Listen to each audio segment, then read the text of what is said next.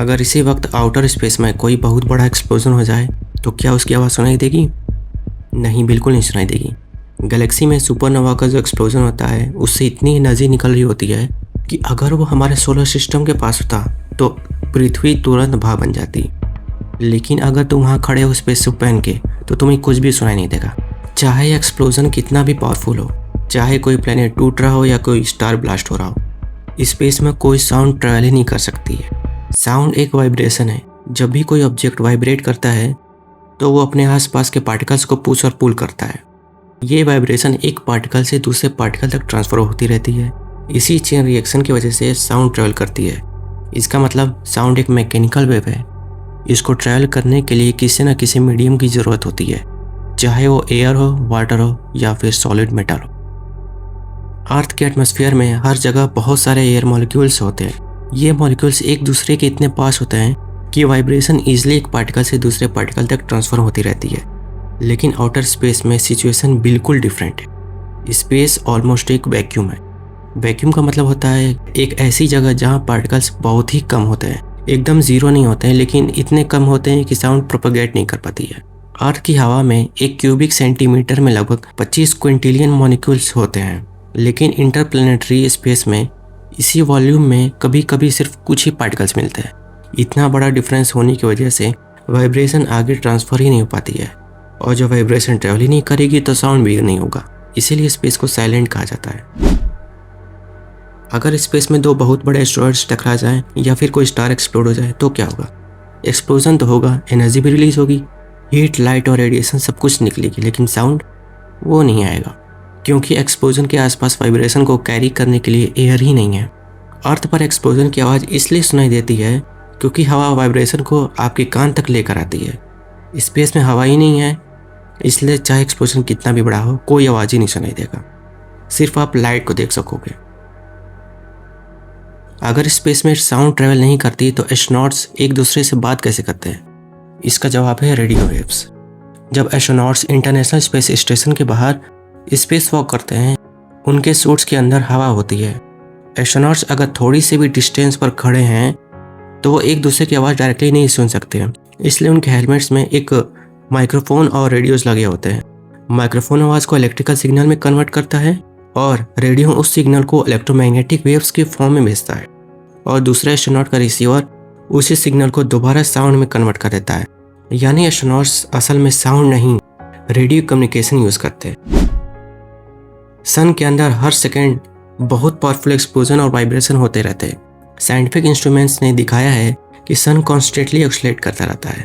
अगर सन के आसपास हवा होती तो शायद उसकी आवाज़ बहुत पावरफुल होती, लेकिन अर्थ और सन के बीच में लगभग 150 मिलियन किलोमीटर का वैक्यूम है, इसलिए सन की कोई साउंड अर्थ तक पहुंच ही नहीं सकती है। जो चीज़ अर्थ तक पहुंचती है वो है उसकी लाइट और हीट। लाइट को पार्टिकल्स की ज़रूरत नहीं होती है, इसी वजह से सनलाइट वैक्यूम क्रॉस करके सिर्फ 8 मिनट 20 सेकंड में अर्थ तक पहुंच जाती है। नासा माइक्रोफोन से स्पेस में साउंड रिकॉर्ड नहीं करते हैं। स्पेस में बहुत जगह चार्ज पार्टिकल्स और मैग्नेटिक फील्ड्स इंटरेक्ट करते हैं। इस इंट्रैक्शन से इलेक्ट्रोमैग्नेटिक सिग्नल्स और प्लाज्मा वेव्स जनरेट होती हैं। ये सिग्नल्स इंसान के कान डायरेक्टली सुन नहीं सकते। साइंटिस्ट इन सिग्नल्स को कंप्यूटर की हेल्प से ऑडिबल फ्रीक्वेंसी में कन्वर्ट करते हैं। इसी प्रोसेस को सोनिफिकेशन कहा जाता है, यानी जो हम सुनते हैं वो एक्चुअल एयर के थ्रू ट्रेवल करने वाली साउंड नहीं होती, बल्कि साइंटिफिक डेटा को साउंड में कन्वर्ट किया गया वर्जन होता है। इसी वजह से नासा की स्पेस साउंड्स असली माइक्रोफोन्स रिकॉर्डिंग नहीं होते हैं। ब्लैक होल के आसपास गैस और प्लाज्मा की बहुत एनर्जेटिक एक्टिविटी होती है। कुछ गैलेक्सी क्लस्टर्स में इतना डेंस गैस होता है कि वहाँ प्रेशर वेव्स डिटेक्ट की गई हैं। साइंटिस्ट ने इन वेव्स का डाटा कलेक्ट करके उन्हें ह्यूमन हियरिंग रेंज में कन्वर्ट किया है। लेकिन अगर कोई इंसान ब्लैक होल के पास होता है तो उसे कोई आवाज़ डायरेक्टली नहीं सुनाई देगी। स्पेस हर जगह सेम नहीं होती है। प्लैनेट्स के जो एटमॉस्फेयर होते हैं वहाँ साउंड ट्रैवल कर सकती है। मार्स का एटमॉस्फेयर बहुत पतला है, इसलिए वहाँ साउंड अर्थ के कंपैरिजन से बहुत अलग तरह बिहेव करती है। और वेनस का एटमॉस्फेयर बहुत डेंस है, इसलिए वहाँ साउंड का बिहेवियर अलग है। यानी साइलेंस सिर्फ वैक्यूम वाले रीजन्स की प्रॉपर्टी है। जहाँ पार्टिकल्स होंगे वहाँ साउंड भी ट्रैवल कर सकती है।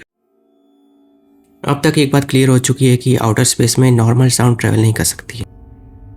लेकिन यहाँ एक और इंटरेस्टिंग क्वेश्चन उठता है, अगर स्पेस में बिल्कुल भी साउंड नहीं होती तो साइंटिस्ट को कैसे पता चलता है कि वहाँ क्या हो रहा है?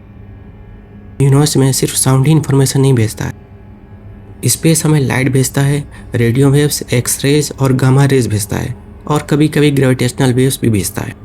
साइंटिस्ट इन सब सिग्नल्स को डिटेक्ट करके यूनिवर्स के बारे में जानकारी हासिल करते हैं।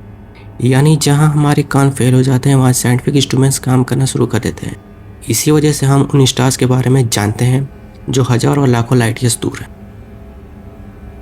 मूवी में अक्सर दिखाया जाता है कि कोई एस्ट्रोनॉट स्पेस में जोर जोर से चिल्लाता है, लेकिन रियलिटी इससे काफ़ी अलग है, क्योंकि हेलमेट के बिना इंसान की आवाज़ कुछ सेंटीमीटर से आगे भी नहीं जा पाएगी। आवाज़ मुंह से तो निकलेगी, लेकिन उसके बाद उस वाइब्रेशन को कैरी करने के लिए कोई हवा ही नहीं होगी, तो इसलिए साउंड ही नहीं ट्रेवल करेगा। कोई भी दूसरा इंसान उस आवाज़ को कभी सुन ही नहीं पाएगा। यही वजह है कि स्पेस वॉक के दौरान एस्ट्रोनॉट्स हमेशा रेडियो कम्युनिकेशन का यूज़ करते हैं। अगर दो स्पेसक्राफ्ट एक दूसरे के बिल्कुल पास भी हों, तब भी एक स्पेसक्राफ्ट के इंजन की आवाज़ दूसरे स्पेसक्राफ्ट तक वैक्यूम के थ्रू नहीं पहुंच सकती है। लेकिन अगर दोनों स्पेसक्राफ्ट फिजिकली कनेक्टेड हों तो वाइब्रेशन उस मेटल स्ट्रक्चर के थ्रू ट्रैवल कर सकती है। यानी साउंड वैक्यूम में नहीं बल्कि सॉलिड मटेरियल के अंदर ट्रैवल करेगी। इसी प्रिंसिपल की वजह से ट्रेन की पटरी पर वाइब्रेशन दूर तक पहुंच जाती है। यूनिवर्स धीरे धीरे एक्सपेंड हो रहा है, गैलेक्सीज एक दूसरे से दूर जा रही हैं, लेकिन इस एक्सपेंशन से भी स्पेस में कोई हवा नहीं पैदा हो जाती। जब तक वैक्यूम रहेगा तब तक नॉर्मल साउंड ट्रैवल नहीं करेगी। यानी आज भी आउटर स्पेस साइलेंट है और भविष्य में भी साइलेंट रहेगा। बहुत लोग कहते हैं कि स्पेस में साउंड ही नहीं है, इसका मतलब ये नहीं कि वहाँ कुछ भी नहीं है। ये बात गलत है। स्पेस एनर्जी से भरा हुआ है, हर सेकंड स्टार्स लाइट एमिट कर रहे हैं, ब्लैक होल्स के आसपास पावरफुल रेडिएशन निकल रही है, कॉस्मिक रेज पूरी यूनिवर्स में ट्रैवल कर रही है, रेडियो वेव्स भी हर डायरेक्शन में जा रही है। बस एक चीज़ नहीं है और वो है हवा, और हवा के बिना साउंड ट्रैवल नहीं कर सकती। इसीलिए यूनिवर्स हमेशा एक साइलेंट मूवी की तरह दिखता है। हर जगह मूवमेंट है, एक्सप्लोजन है और एनर्जी है, लेकिन आवाज़ नहीं है। और शायद इसी वजह से स्पेस इतना मिस्टीरियस और फैसिनेटिंग लगता है।